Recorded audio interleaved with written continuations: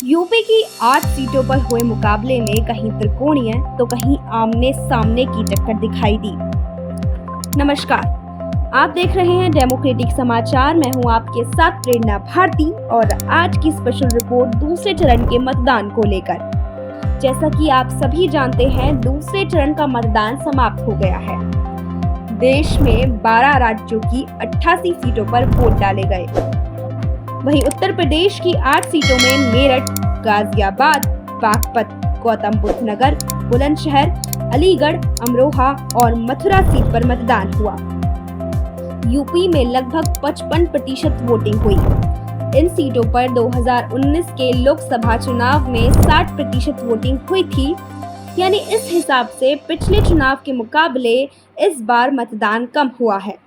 लोगों का मानना है जब वोटिंग परसेंटेज बढ़ता है तब बीजेपी जीतती है, और अगर वोटिंग परसेंटेज घटता है तो बीजेपी के लिए खतरे की घंटी शुरू हो जाती है। तो क्या इस बार घटता वोटिंग परसेंटेज बीजेपी की हार का कारण बन सकता है? यूपी की 8 लोकसभा सीटों में अमरोहा में 64.58%, मथुरा में 49.49%, अलीगढ़ में 56.62%, बुलंदशहर में 56.41%, बागपत में 55.97%, मेरठ में 58.70%, गाजियाबाद में 49.80% और गौतम बुद्ध नगर में 53.30% मतदान हुआ।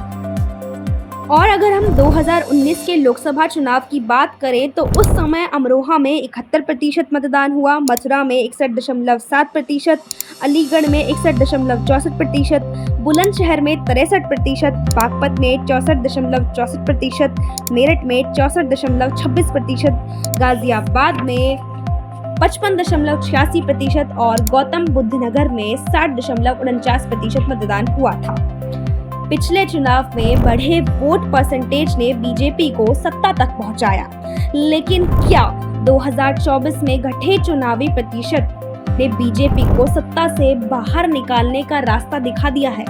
जो खबरें निकलकर सामने आ रही हैं, उनसे तो यही लग रहा है कि महंगाई, बेरोजगारी मुख्य मुद्दा बन रहे हैं और मतदाता महंगाई, बेरोजगारी से त्रस्त है। देश की 85% जनता महंगाई से बेहाल है और वह केंद्र की सरकार को उखाड़ फेंकना चाहती है।